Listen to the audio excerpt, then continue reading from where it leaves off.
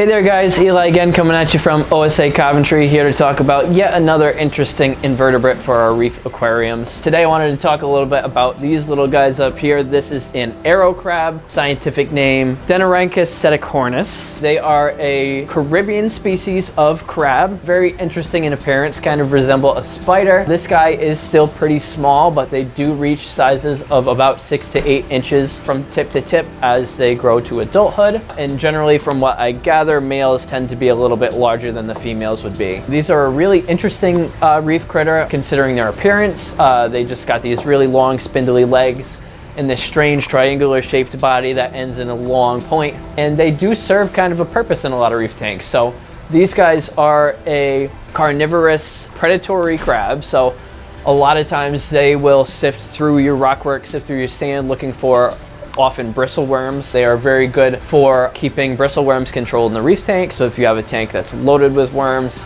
these guys should kind of help pluck these out of the rocks and kind of help clean these guys out of your tank so you don't have to look at them. But on this same note, they do on occasion tend to be predatory of other invertebrates. So things like small hermit crabs, snails, smaller crabs might end up being a snack for these guys down the road. So they are definitely a reef safe with caution creature. They will not touch things like corals. However, some of these other invertebrate species might end up on the snack list for these guys. From what I've read, it sounds like even some smaller fish, especially slow moving fish, as these crabs reach adulthood, might end up on the dinner table.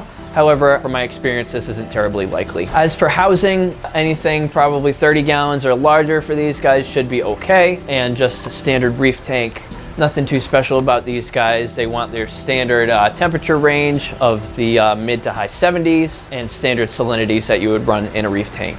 One thing to keep in mind with these guys is if you especially do not want them preying on some of the other invertebrates in your tank, is to keep them nice and well fed. A lot of meaty foods, mysis shrimp, half-shell clams, any of these things that this crab might be able to get its hands on when you're feeding should help keep it sustained. Again, they do like meaty foods, so mysis, krill, that sort of thing. And if you keep this guy nice, fat, and happy, he should leave the rest of your tank alone. From what I've read, it seems like they can reach about 5 years of age in captivity.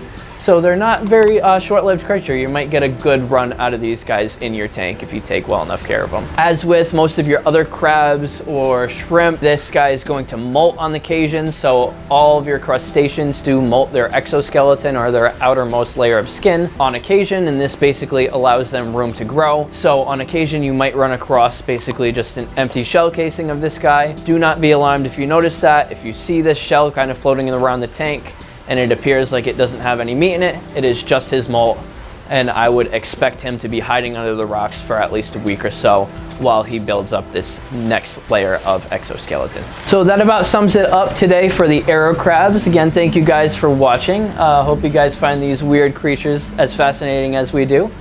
Please let us know in the comment section below if you have any suggestions or questions for future videos, and keep on reefing.